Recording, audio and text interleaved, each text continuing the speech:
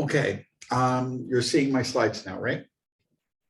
Yes. Yep. Okay, so we're just going to talk a little bit about adaptive and personalized systems that can replace textbooks. And specifically, the reason why I think this is important is that the rate of return to a college degree empirically is the highest level we've ever seen. The benefits going to college are extremely high right now, the highest we've ever observed historically at any time when we've had measurements. But the flip side of that is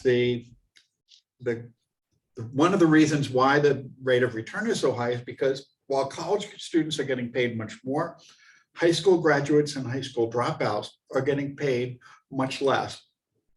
And most of the growth in income inequality, there's many reasons for it, but most of the variation in income inequality is attributed to the rising return to college, so that the people who go to college are earning so much more on average that the income gap between high income groups and low income groups in society is, again, at the highest level we've ever observed. And it's been steadily increasing since the 1980s. 60% of continuing generation college students graduate within 5 years. 45% of first-gen students do so. 90% of low-income first-gen students, though, do not graduate even within 6 years. So we're losing a lot of students along the way. College is increasingly expensive. And so low-income students, low-income first-gen students who are going to college, only 10% of them finish within 6 years. And in the meanwhile, they've accumulated a lot of debt. Right. And, we've got these barriers all along the way. And one barrier is the cost of textbooks. And related to this is that the US has the lowest rate of intergenerational mobility of any country. And intergenerational mobility is basically just comparing the income of parents with the income of children and where they fit in the income distribution. So, we are probably the land of the least opportunity. The intergenerational mobility in Canada is over twice as high as it is in the US. So we're not doing very well in terms of letting people escape from poverty. People born into poverty far too often end up stuck in poverty. And we're making it really hard for people to escape that in many reasons. And that's especially true from individuals in minoritized groups. And there's a lot of reasons, but one factor is the cost of textbooks. That textbooks have the rate of textbook inflation for a few decades was dramatically higher than the overall inflation rate. It was more than twice as high. Now that flattened out about 4 or 5 years ago. And the main reason it flattened out, though, is because of the adoption of OER. As more faculty were adopting OER packages and so forth, textbook publishers couldn't raise their prices quite as rapidly. But when students come in, the students who are most likely not to have access to textbooks at the start of the semester are students who are receiving more financial aid, who are struggling to pay bills in general. And, when the students who are already often most at risk because they've often come from lower quality high schools and have poorer backgrounds, less college preparation in general, making it harder for them to access the materials that's necessary for them to be successful in the class can be a really dramatic barrier. And, going back to that issue about poorly resourced schools, the US is one of a very small number of countries that finance their public education system in large part through local taxes. So if you're living in a low income area, your school district has very few resources relative to those in wealthier communities, which again leads to some issues. One of which is differences in prior knowledge. If you're in a wealthier school district where many students go on to college, more of the classes are designed to prepare students for college.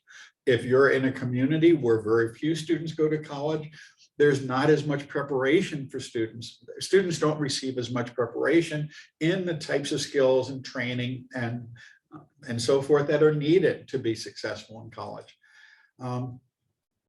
There are some ways of equalizing that. One is using an adaptive learning package.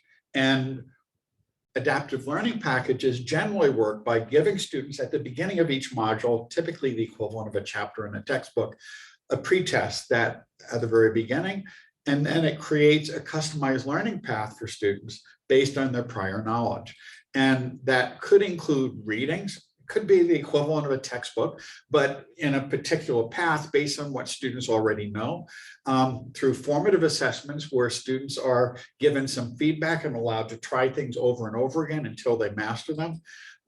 And then at the end of each block within the package, there's a summative assessment that measures how much they have learned.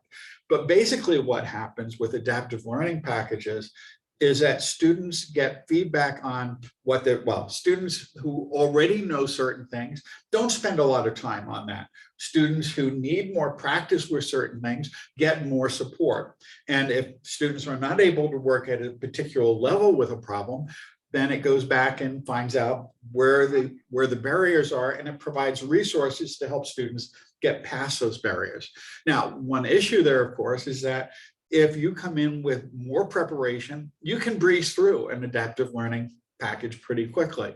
If you don't have as much background, if you don't have as much prior background in math, for example, or as much prior background in critical thinking or logic and so forth, it might take a little bit longer to work through. But all students are provided with a learning path and resources that allows them to reach that same level of content mastery. But it does require that students with weaker backgrounds spend more time on the material, which is a challenge. But they're focusing time on areas where they benefit the most and not spending a lot of time on busy work, on things that they've already mastered. And that can allow for more efficient learning. Often it's based on artificial intelligence. Some packages are, some aren't. The Waymaker package is something where the users get to define much of how they allocate their time. But many of the packages are based on machine learning techniques where they found what specific areas people get stuck on and what indicators are that students need more work in certain areas and what type of content is most helpful in getting them past barriers and content. And they're getting better and better. Flower Darby gave a podcast on that with us a few years ago. And one of the things she noted was that adaptive learning systems are not really designed for the students who are up in the front of the room, who come in well prepared, who have worked hard on this material, who have a really solid background in it. It's really designed for those students who are in the back of the room, who are kind of anxious, who don't really see why this course is necessarily important for them, but it's giving them the resources they need so that they can be successful and they can see that they can be successful, because it's designing a level of challenge at each stage that's appropriate for what students already know. Because it's really easy for students, if, especially if there's high stakes exams in their class, to take a test, do poorly, get discouraged, and then give up. And we've certainly seen a lot of that, more of that since the pandemic. And adaptive learning packages offer a way around it. Although I should note that by themselves, they only go so far because they don't really provide much of a sense of connection, a sense of community, and so forth. So it is important that the class provides those connections with other students and a sense of community, because that's also important for student success. One of the options that we have available at SUNY are the Waymaker packages available from Women Learning. And technically, they're not adaptive learning, but they're personalized learning systems. And just as in adaptive systems, they provide a pretest at the beginning, and then students are given guidance using a coding system on what they've learned and where they need more work. And specifically, each module of the course is broken up into 3 or 4 subtopics or submodules. And there's a box around each of those where the students progress from one to the next and so forth. But the color of the box indicates that how much work they need to do. If they've mastered the material within that box, it turns green. If they're struggling with some issues, it's yellow. If they haven't yet worked on it, it's not highlighted at all. So students are visually told where they need to focus their efforts. And then as they work through it, they get practice problems and they get feedback. If they work on one of those formative assessments and they're not doing very well on it, it tells them what they need to do and where they need to go back and review. and directs them back to there. So it's not as automated as the fully AI, the fully adaptive learning systems, but it's basically giving students a little more control over the path, and students can go back and review whatever they want at any time, which is kind of a nice advantage. It gives them unlimited opportunities for formative assessments where they keep getting different questions each time they work through problems until they're able to master it. And then at the end of each content block, roughly the equivalent of a chapter, they're given 2 attempts at the end of each module to pass it. And when you set these up in your course, it's all they're available for Brightspace as they were for Blackboard. You set up a communication system, and it automates communications from the professor, telling them when they're doing poorly and when they're doing well. If they're doing well, it congratulates them. It gives them, it praises them on the work they've done and the amount of time they spent in it, and, congratulates them on their success. If they're not doing well, if they take the test the first time and they did poorly, it will give them customized feedback saying, you took this test, but you have not yet mastered the content in these areas within this module. You really should go back and review this before attempting that final test again in that block. So they're given feedback basically all along, telling them what to do and what they need to work on as they move through. And if they do really poorly, a note goes up to the instructor asking them to send more additional assessment, offering office hours and so on to the students who are really struggling in the course. And you can set the thresholds at which those events are triggered. And they're not all the same emails. There's a few varieties of those, just so students don't always get the same one, that it randomly changes.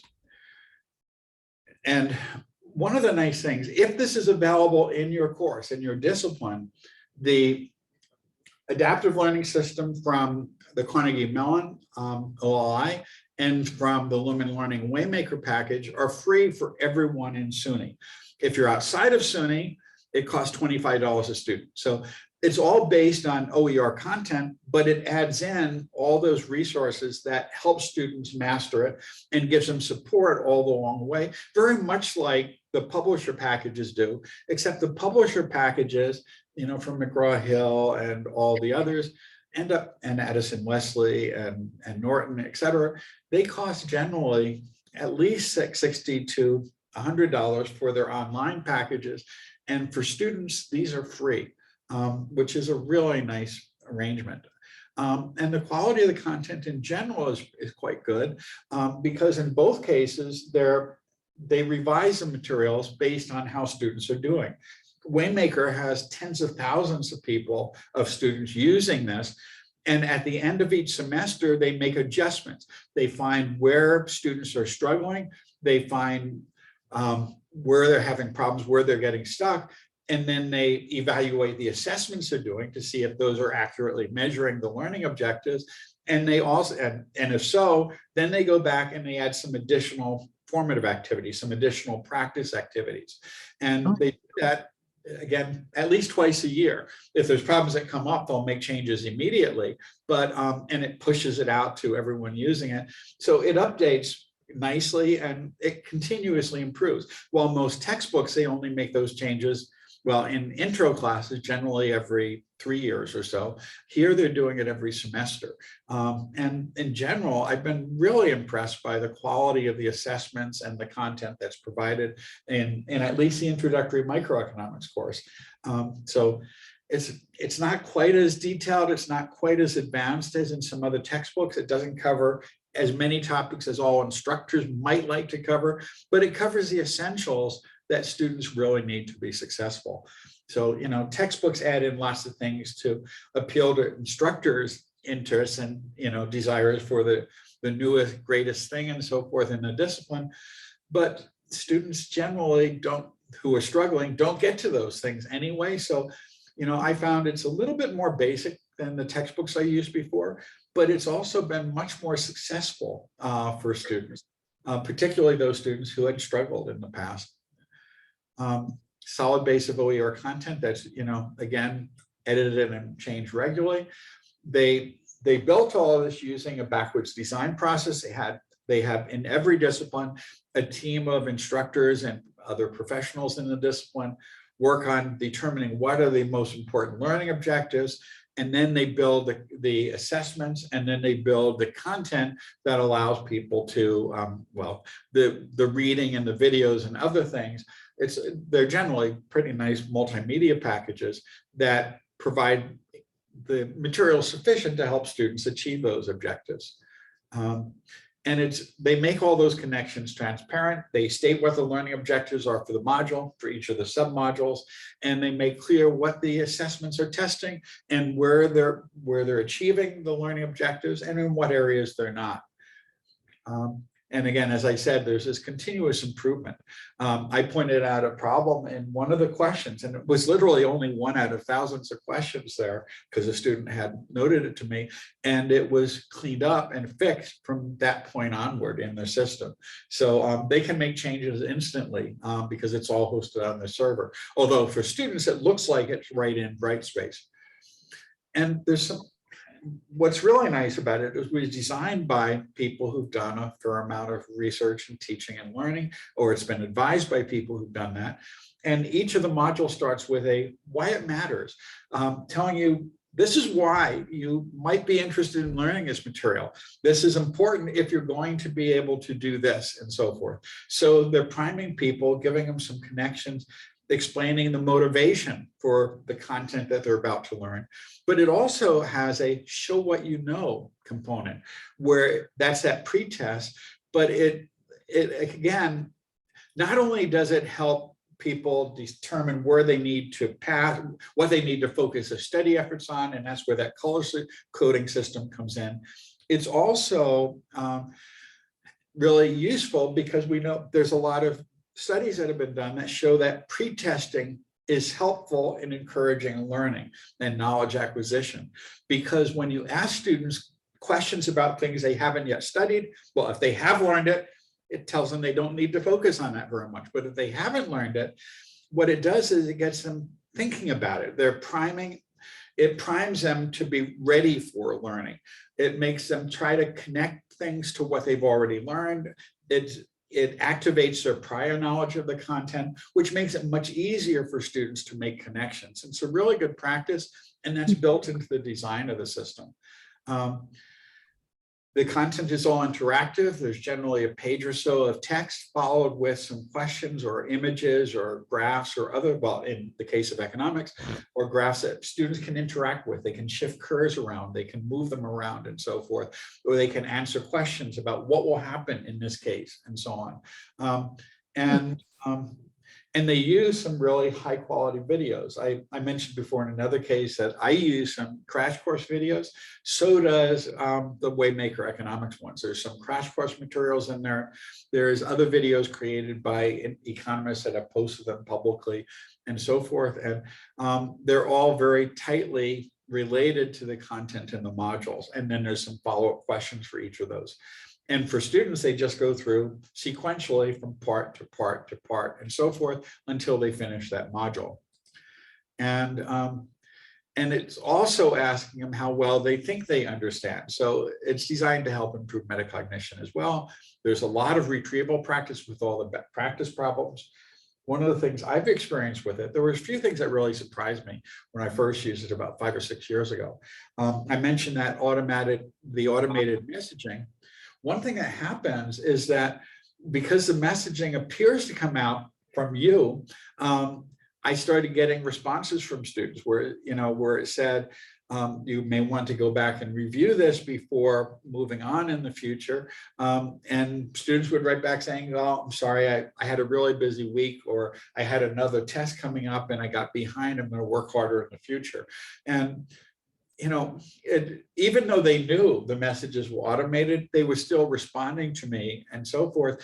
And sometimes, and then I'd respond to their response, and it opened a dialogue, and I end up having many more students interacting with me through email and through the course messages now, once I started doing this than I ever did before in large classes. So it does provide some nice feedback and a little bit of a sense of connection, even though that's automated.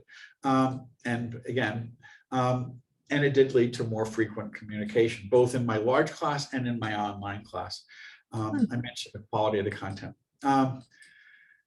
Now, I started just shortly before the pandemic, so it's kind of hard to do pre-post things and so forth.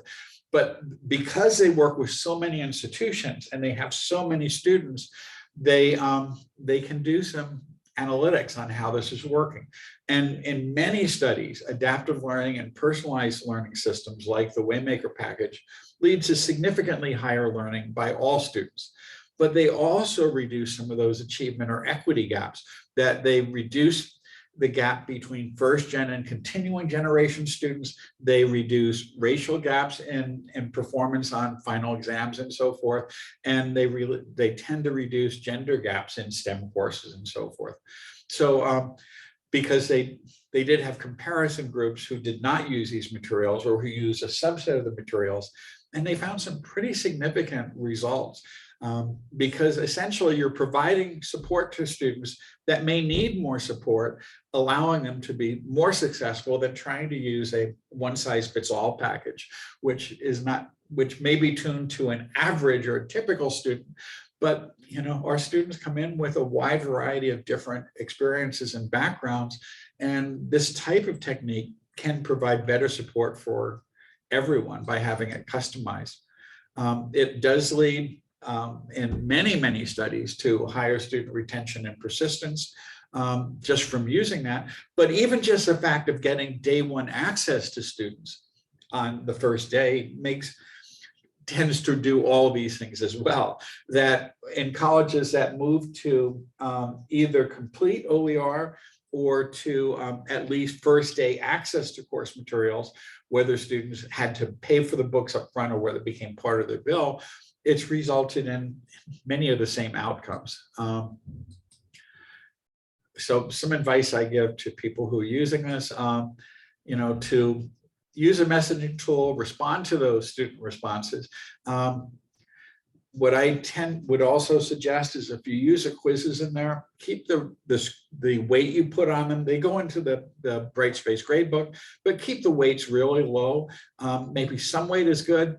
And also I'd argue that for any publisher content, because all that material shows up on Chegg and academic integrity site or violation sites very quickly. So students always have the option of looking it up. And if it's a higher stakes exam, they're more likely to do that.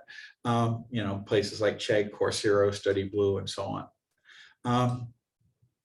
I must have copied that. I don't know quite why I did that, but this is a website. Let me put that in the chat. Well, here we go. This is a really nice site where you can find what SUNY already has available for free. And there we go. And if you go there, you get this, and it asks you to choose your discipline area. You can either accept or not accept cookies, but I do accept them. It's the department computer, it's not mine anyway. Just pick your area and you can see what's available out there. OLI comes from the Open Learning Initiative at Carnegie Mellon. They're full adaptive learning platforms. Waymaker is through Lumen Learning. That's that personalized learning system I was just describing. And they have a growing number of areas where they're mostly in introductory courses, but there's a growing number of packages available. The OHM are online homework managers, which is something you can adopt to give some practice problems for students, whether or not you use one of the OER textbooks. But they also do work very nicely with some of the OER textbooks. So that's the main argument I wanted to make, that for at least considering this when it's available. And if not, if you can't find OER, there's a good case to be made for at least inclusive access, where students, as part of their overall bill, are billed for the textbooks used in the course, or as part of the for e-textbooks that are used in the course, because that way at least all students come in having access without having to wait for financial aid funding or any other barriers that might prevent them from getting access to the book right at the beginning of the course or the learning resources at the beginning. So if you look at that link, are there any things there that might be useful? Well, I already see some English composition things there, so that right away it's like that caught my eye. And yeah, you are right, especially, well, like with a literature course, it can be I already like have seen, I think this semester that the spring semester coming, that I think there's two factors that are going into kind of the low enrollment for that course. One, it's at 8 o'clock in the morning. They don't like to wake up, really. Yes. And two, this semester I found it was like absolutely necessary to have a couple small textbooks that actually talk about the particular ways of analyzing poetry and analyzing fiction, because the students I had last semester seemed to be kind of lost in the sauce with it. And that's opposed to the other sections of honors that's being offered that she doesn't have any textbooks like that. So and I haven't in the past. So the enrollment is low, and I think that's in part why it is because I actually have books that they have to get. Even though I found the cheapest ones I could find, it's still like, that seems to be a deterrent a lot of times, and a factor in them deciding which section are they going to take.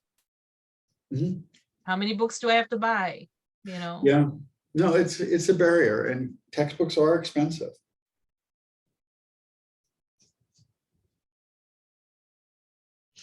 Georgina, do you have any questions? No, I'm just making sure that I have, that I have bookmarked the URL you shared with us. And if there's nothing there now, check back a bit Oh, later. yes, there is languages. Yes. Yeah. I was busy trying to figure out how to title, my bookmarks. Sometimes I really don't know exactly how to title them. And it says untitled, and then I cannot enter the title. So I was busy with that. Sorry. And if you forget the title, you can always just put in the search SUNY OER, and it'll come right to this page. That's how I got it, because Great. I've got so many That's good to know. bookmarks. I also will put it in my email. That's usually I have a folder there, and that helps a lot. And actually, at least one of the Spanish books in Lumen Learning, one of the Waymaker packages, I believe, was developed at SUNY Oneonta. Ed Beck was one of the people involved in that process. So, so SUNY has been involved in creating some of these, at least that one. Great. Maybe sometime soon we'll be creating it from Oswego. Well, actually, we did have someone, and he just died, actually. In physics, Roger Hendricks. Oh, good. I mean, not about dying. Well, yeah, no, I know. He was a really nice person, but he had written one of these, one of the OER textbooks in physics that was very widely adopted. That's great. I know that there is also someone in maybe SUNY Buffalo who wrote an online chemistry textbook, if I'm not mistaken. Was it maybe we're talking about the same person, but no, you said he was a someone in member of Oswego, the right? physics department here. Yeah, Okay. he retired about 15 years ago. Okay. I think somewhere around the 10 to 15. Well, that's great that he left something behind for.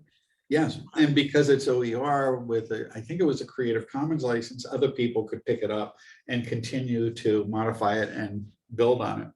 Right. One thing I'm wondering is, students' access to these are only for as long as a semester. Is that how that works? That is a problem with many of these. Yes and no. For the adaptive learning or the personalized learning components, that's generally true, that only as long as they have access to the course shell, and that's generally only for a semester. However, with OER materials, many of them are available online. So if you go, many of the underlying textbook materials, let me, if we go over, for example, here, let me open up a new tab. We could look for the OpenStax. The OpenStax is one of the largest collections of, it's hosted at Rice. And many of the textbooks that they use to build these materials are actually right there. So if you want to look at, well, there's Spanish, but if you want to look at, where would writing, that would be humanities, maybe?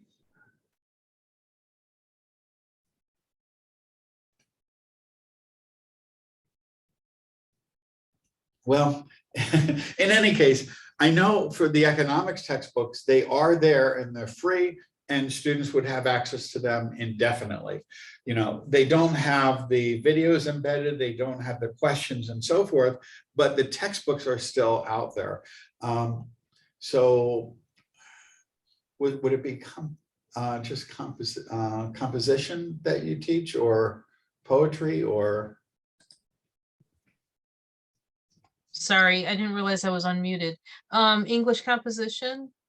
Okay, And I was asking the question particularly because I had a student from last semester who recently emailed me, and he is from Hong Kong, and he's back home, and he really wants to do more to improve his American English, because he knows British English, but you know, it's what's kind the of like, differences? Yeah. yeah. So he's really very, I don't know, he's really, so I told him he's more self-conscious about it than he should be because he speaks fine, but he really wants to get American English and have that that distinction between them.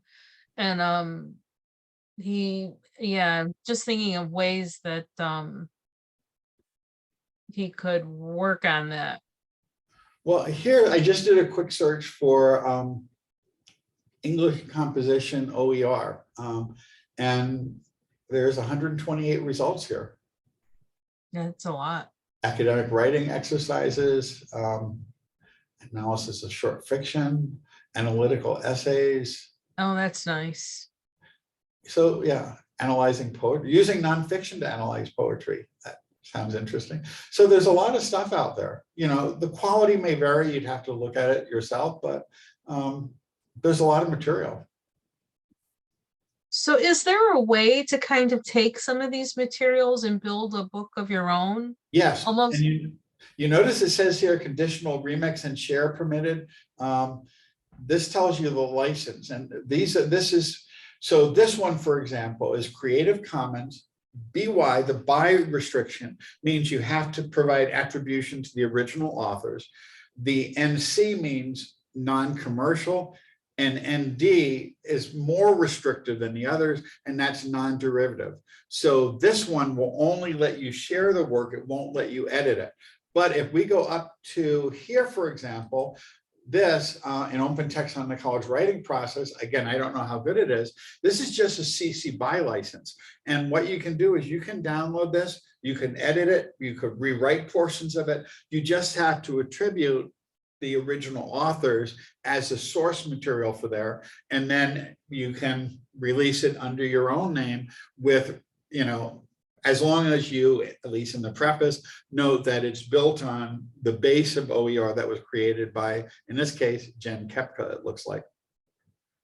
Okay, because kind of what I'm looking for is just to be able, you know, like how we used to have the print department that would put together, you know, the spiral notebooks of the readings that you wanted to use in your The class. course packs. Yeah, so I just kind of wanted something that might maybe be the equivalent of that, because that seems to might be a way to cut down on, well, making sure I have this information in the text that I want them to have, and nothing more. And also, I don't know, just ease of access to that information for them, and inexpensive. So A lot depends on the format in which these things are. Well, maybe that's not, composing a melody may not be that relevant, but let's look at this. This is CC BY. So here you just have to give attribution. Let's look at it and see. You can view the resource. Is there, you may have to sign in or register to download it, but I'm looking for that. Now, some of them you can only download as a PDF. Some are in other formats that make it easier to remix, but you know, you could always grab parts of it. If it's a PDF, even if you just want to read a portion of it, if it's a CC BY, you just have to cite the original authors, and you could just print a portion of it as a PDF, put that in the learning management system, and have students read it right there. Okay. Well, this lets us view it, but will it let us download it? I'm not sure. John, Okay, I'm this is sorry the to interject. How do you know if it's a CC BY, as you mentioned? Well, it said it right on the restriction on the on that page. So when let me go back to there. You see right down here under it said CC BY, which is Creative Okay. Commons, and the BY means you have to list who wrote it originally, who the work is by, you know, who is the source material for it. And then you could add to it and release it under your name as well as theirs. And then other people, if you use the same restriction, you could re-release it. You could actually even sell it with the work. Most people don't, but you know, although actually Cengage does, that they have those arrangements where you can get pre-printed packages like you described, Linda, where they will combine different Creative Commons work and print it as a textbook and ship it to your students at a relatively low cost. Or they can do it electronically at even a lower cost. And they do have actually an arrangement for in Cengage where I think it's $100 per course. They will combine all these sources together, their own textbooks along with OER materials.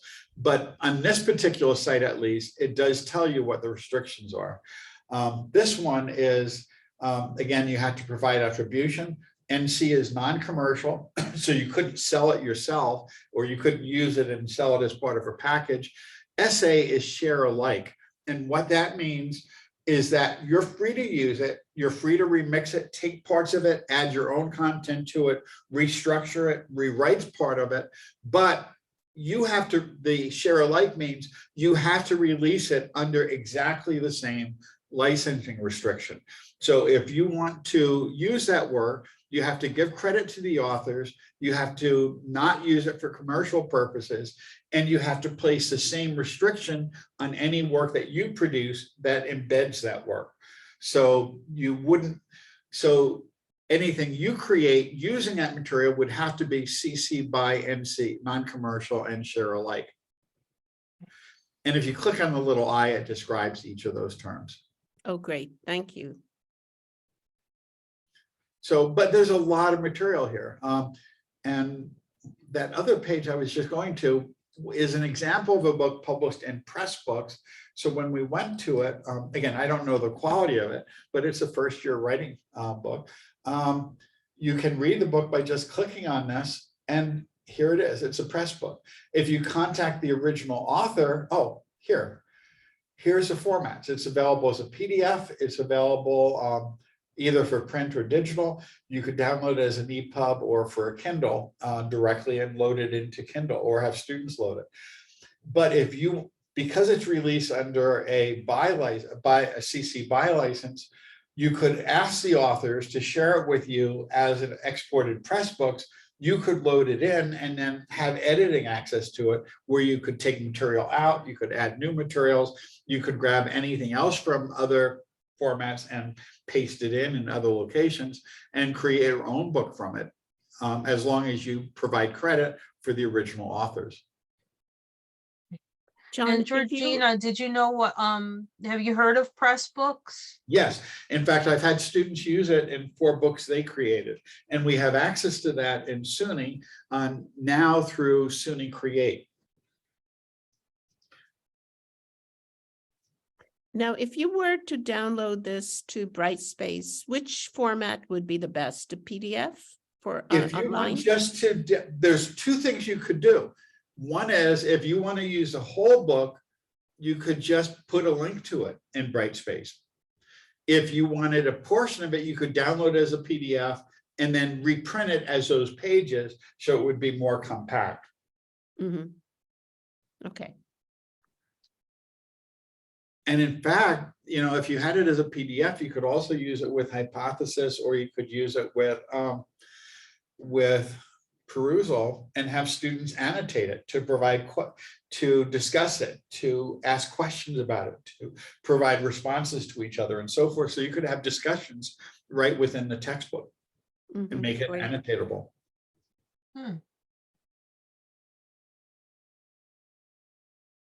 Very nice. So we've got a growing base of this out there. And, you know, if you don't like something, as long as it's something that, well, the one thing I looked at was non-derivative. And what that means is you can only use it exactly as it is. It's not common to see that on books. That's really common with artwork, for example, that if someone took a photo or someone has, you know, a digital print or something, they will often put on the restriction that you're free to use it, but you can't alter it. You can't draw like monsters on it, or, you know, or you can't use portions of it. You have to use the whole item as a piece, you know, because you want the item to reflect your creative expression. But for books that, you know, people often would like to remix and reuse, usually we don't see that, that restriction. But again, with any of the, any of those licenses, it will tell you. And if you're not sure what they mean, just click on the link. But, oh, so this is what it looks like.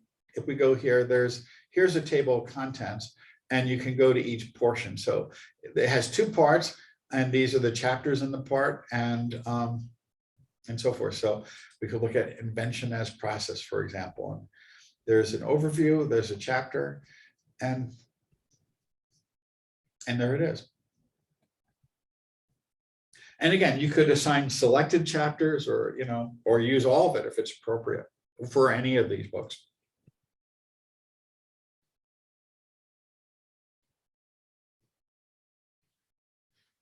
Any questions, thoughts, or concerns? No, I'm just excited about the information you are providing. So I'm trying to open right now Microsoft Word to take some notes.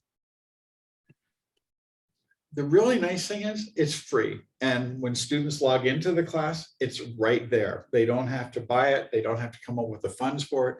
They don't have to worry about financial aid or reimbursements or other things. And it puts everyone on an equal footing. And this Caruso and Hypotheses, how do you get a hold of that? They're built into the learning management systems. We do workshops on them. We just did one on Perusal in the hour before this. We did one on Hypothesis last week. Great. I'll look for that. But yeah, they're pretty easy to use. Well, relatively easy to use. And I might even have. Do I have? Oh, I have Perusal still up. I just did a little demonstration on this. You put it right in here and you upload the materials into Perusal, and then you can annotate within it. Actually, Perusal is a little bit different in that it can work with PDFs, but it also can work with videos or audio files. So you could have people annotate a video where in the timeline, there'll be just comments that people can comment and have discussions on. But here's an example of its use as an article. Let me see. Here we go. So this is what it looks like here, and you can close some of this. This was a sample assignment you could use. But basically what happens is students can go through, they could highlight a block of text, and then they could comment on it. So I'll just say here, let's say this is the comment. But then they could put the comments in as audio files. They can put in emojis. They can embed a code, HTML code snippet. They could even respond with a video they choose to upload to it, or an image, etc. And then once it's there, anyone can see that comment, and then they could respond to it. So all the students in the class would see the comments, could see that embedded right within the reading, because where it's highlighted here, if they click on that, it will take them to the comment, giving them the opportunity to see what other students said and then respond to that, or what the instructor said and then respond to that. So it's a nice tool. This doesn't have to be any particular format. The document could be anything, could be online, could be PDF, whatever, right? Yeah, well, it has to be in some machine readable format to annotate the text. So it can't be just, a scan of a document. It has to have been run through an OCR process, or it has to have a text layer. But yeah, it could be online, except Perusal specifically will download it and convert it and put it within its application. So it doesn't directly annotate the online content. It will allow you to annotate a copy of it that it embeds within the course. And the advantage of that is that the online content changes, you still have it. So it's frozen at that moment in time, which is kind of nice. Nice. This is also, by the way, really good if you want students to provide each other with peer feedback, because there's an option for a student Dropbox where students can upload work and then they could provide feedback to each other, where you can assign them a task of providing feedback on 3 other students or something similar. Now, would that be in Brightspace or in Perusal? It's a Perusal tool, which is available in Brightspace. It's also available in Hypothesis.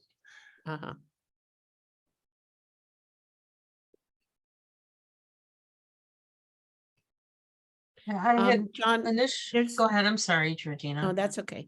But there is also a forum in Brightspace, just as we had in Blackboard, or not? Yes. Yeah, Yes. there are discussion boards which work very similarly to how they do in Blackboard. Got it. Sorry, Linda, go ahead. No, it wasn't important. I had wanted to go to the Perusal workshop, but then I thought, no, my brain's too full and I'm dealing with Hypothesis already, but this looks really great. But it was like, no, I know I can't do this semester. I'm gonna have to wait. So I figured, okay, back burner. Well, actually, I fumbled through a lot of it, and I had some problems where it wasn't loading the settings for me. It did for someone else, so they shared the screen. But the main differences between Perusal and there's a few differences. One is with Perusal, all the items are hosted externally. So you would put in one Perusal link and it would go in Brightspace, and students would have to go there whenever they want to read and annotate one of the items you've provided. With Hypothesis, you can just embed Hypothesis items anywhere in the course, which makes it seem more part of the course management system.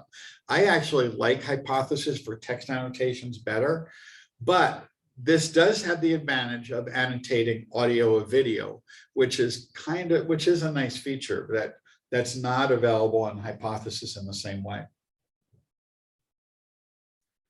But I'm sticking with Hypothesis myself, but I learned much of this last night just to be able to give a workshop on it today. From a institutional standpoint and from a SUNY standpoint, Perusal is free, while Hypothesis does cost a college a little bit of money. I think it's like $1,200 or $1,500, maybe $2,000 a year. It's not terribly expensive considering how many people use it. And that's just one institutional cost. But the way Perusal makes its money is they also sell textbooks. So if you buy a textbook through Perusal, or if they get a cut of the purchase, it sells for basically the same price that a college bookstore would sell an access code to the textbook, but Perusal gets a cut, and that's how they get their funding stream. Okay, so with Perusal, you don't necessarily have to use it in conjunction with a textbook. You can use Right. it just standalone, because that was something I wasn't aware of when I started kind of playing around in it last week or something like that. I was thinking, oh, do you have to get a textbook that's of theirs? I was like, well, that's not going to work for me. No, So- and the way what happens is you first load in any content, and then you create assignments from it. So what you would do is you'd go to the library, you would click add content, and then it gives you these options. So the first one is a book from the Perusal catalog, and they have 800,000 items there. But again, they're basically a bookstore, and that's their funding. But you could also grab a website, and it will take an image of that and make it annotatable. You could upload a PDF, EPUB, Word, or PowerPoint document, and it will add it and allow students to annotate it. And similarly, from either directly from Dropbox or from your device. And you could also check to make sure you have digital rights permissions from the Copyright Clearance Center. So that way, you're able to make sure that you're not in violation of copyright law. There's now a quiz tool which is available that you can add. You can also copy materials from other courses. So if you create one Perusal course and you're teaching another section, you could copy all that over. You could upload a video from YouTube, Vimeo, etc., or you could directly link to any video, or you could add an episode of a podcast. That's what I did here. You could add a folder to organize it. You could have a student upload folder. And they also will sell iClicker things, except iClicker is free here. So you don't need that. You don't need to pay for it here.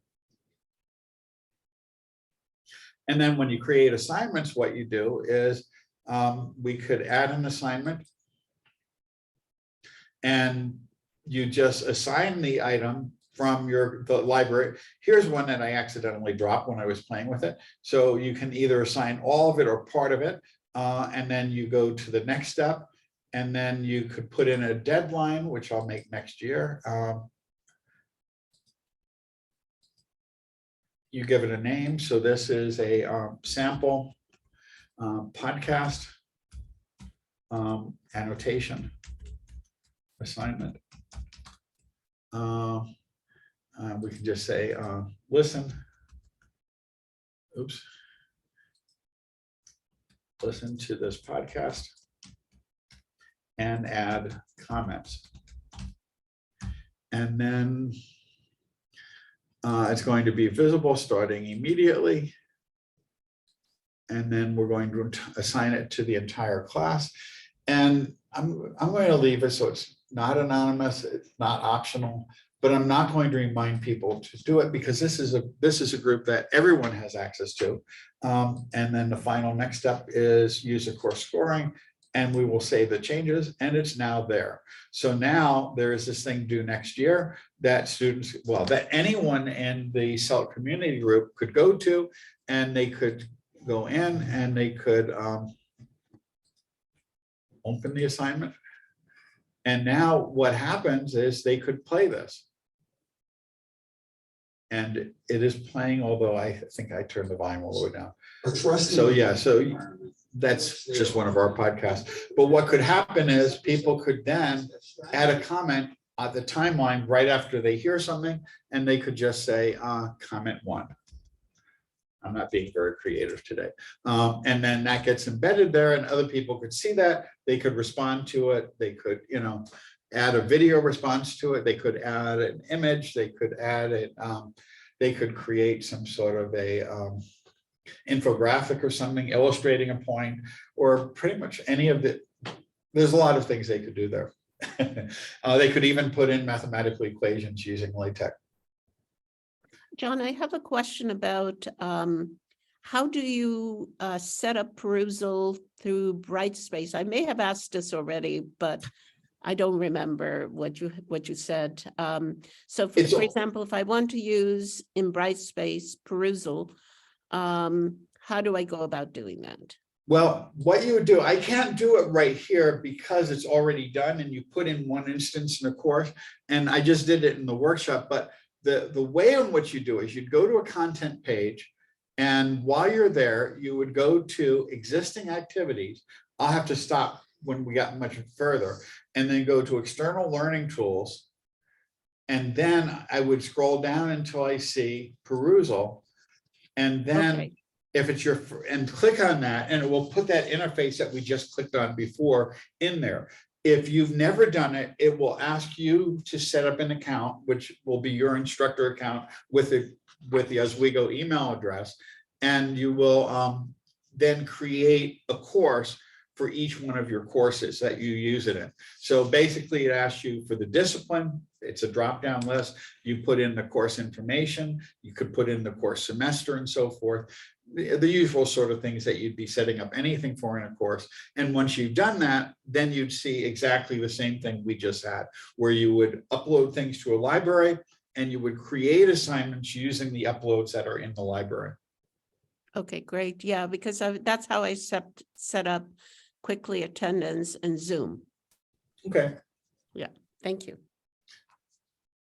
So yeah, so and with OER, you're free to use it, so there wouldn't be any issues with, you know, copyright clearance. Good. Thank you.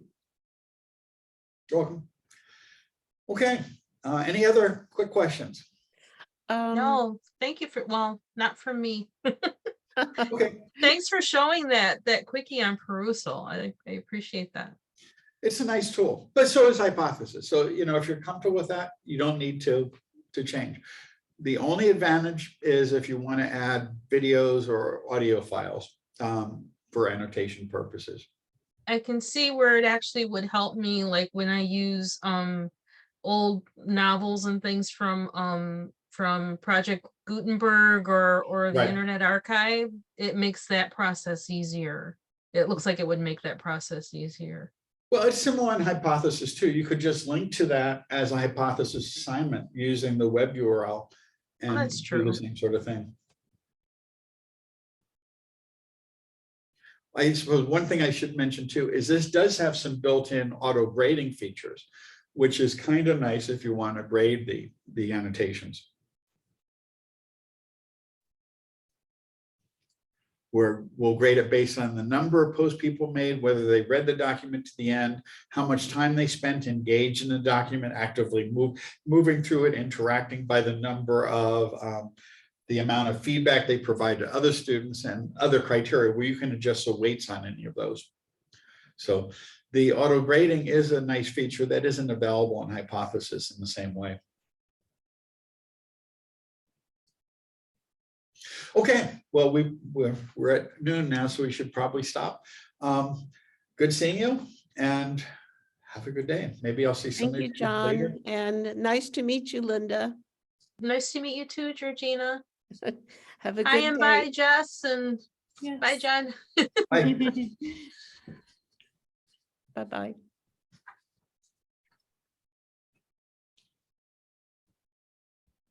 I think Georgina's last name, right?